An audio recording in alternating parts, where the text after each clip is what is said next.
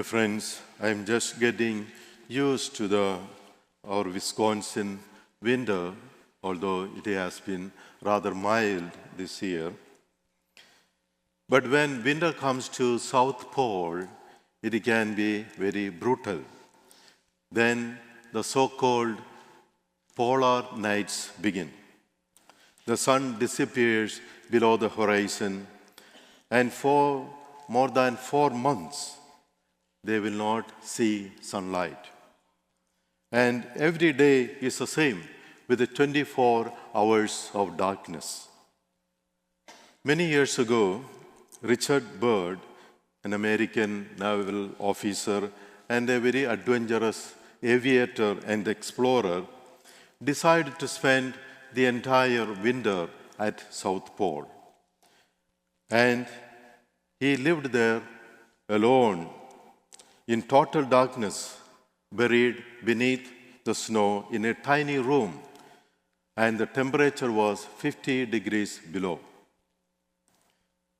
Now, one might ask, why did Richard choose to live there all by himself? He answered that question in his famous book called Alone. He wanted to get away from everything, the busy, hectic city life, and wanted to do some serious thinking and soul-searching.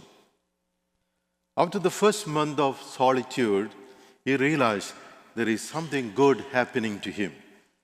He discovered that you could live deeply and peacefully if you keep your life simple. He emerged from that place as a changed person. Like Richard, there is a long line of people who took time off, who have gone to mountains, deserts, and wilderness to take stock of their life, to take an inventory of their lives. In the Old Testament, Moses did it. Elijah did it. And in the New Testament, we have seen John the Baptist did it. And so it is no surprise that Jesus too did it. But then the question is, why did God let Jesus, his son, to be tempted by the devil? Over the centuries, many scripture scholars have tried to answer this question. And let us look at two of them. First, the temptation in the desert gives an insight into the mind and heart of Jesus. For instance, take the first temptation. It came about when Jesus was really hungry. He was fasting for 40 days and he was exhausted. It would have been easy for Jesus to make his divine power to turn the stones into bread, but he didn't. This reveals that Jesus was a person who didn't use his personal or divine power for his own glory. He lived totally by the Spirit. He didn't look for any comfort or an easy way out. Also, there is something beautiful about a person who is willing to sacrifice so much for a noble cause. Jesus ennobled our world by his generous spirit and sacrifices. No challenge was too demanding for him, no suffering was too hard for him, not even the death on the cross. This brings us to the second answer.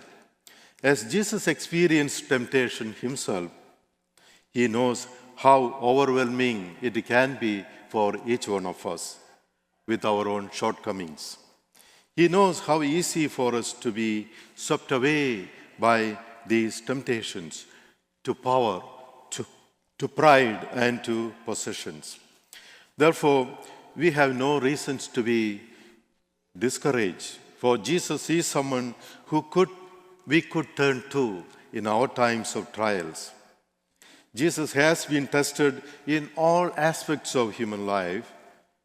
He knows our condition from the inside and from the outside. And because of that, he has a profound, tremendous capacity for compassion and mercy.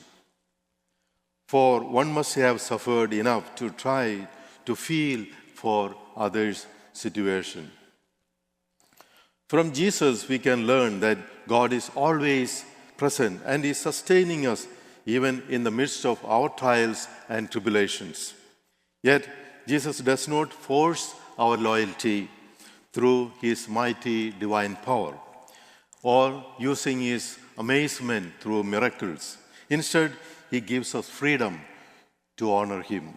He gives us freedom to choose, to make our own choices. He gives us the freedom to worship the Lord.